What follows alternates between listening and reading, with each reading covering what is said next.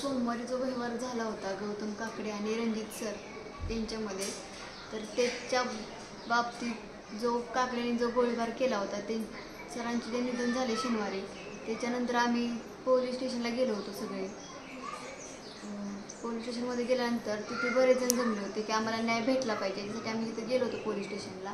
पण वडगाव निंबाळकर पोलीस स्टेशनमधून आम्हाला इथल्या पोलिसांनी असं सांगितलं की तुम्हाला मॅडम न्याय भेटणार आहे, तुम्ही इथे काही थांबू नका, त्याच्यामुळे तुम्ही तुमची जी बॉडी आहे ती घेऊन घरी जावा.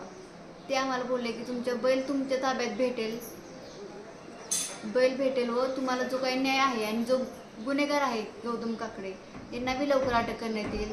त्याच्यामुळे माझी एवढीच नम्र विनंती आहे की तुम्ही जो शब्द दिला होता आम्हाला की तिथून तुम्ही जावा, तर आम्ही तुमच्या शब्दाचा मान देऊन आम्ही तिथून निघलो आणि तरी तुम्ही काहीच रिॲक्शन घेतली नाही त्यांच्यावरती. गौतम काकड्यांवरती काही घेतली नाही किंवा तो सुंदर बैल असेल त्याच्यावरती काही रिॲक्शन घेतली नाही.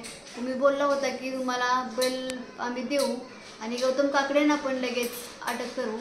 पण उद्या जो कार्यक्रम आहे सरांचा 10व्याचा, तो सावडण्याचा, तो कार्यक्रम झाला की आम्ही सगळे सरांचे कोण असतील म्हणजे फॅन्स फॉलोअर सगळे, माझ्या मुलीला घेऊन मी तिथे येणार आहे.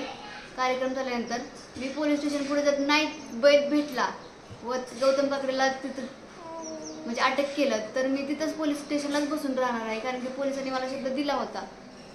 काय असेल ती उद्या पोलीस स्टेशनला आम्ही येणारच आहे. कार्यक्रम झाल्यानंतर तिथून ते झाल्याशिवाय आम्ही हलणारच नाही, न्याय भेटल्याशिवाय आम्ही तिथून हलणारच नाही.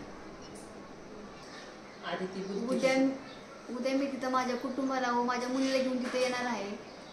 तर पोलिसांनी जे आम्हाला शब्द दिला होता की बैल भेटेल व गौतम काकड्यांना तिथं अटक करू, तर ते जर आम्हाला तिथं झालं नाही तर माझी महाराष्ट्रातील गृहमंत्री, मुख्यमंत्री, उपमुख्यमंत्री यांना नम्र विनंती आहे की तुम्ही याच्यात थोडंसं लक्ष दिलं पाहिजे.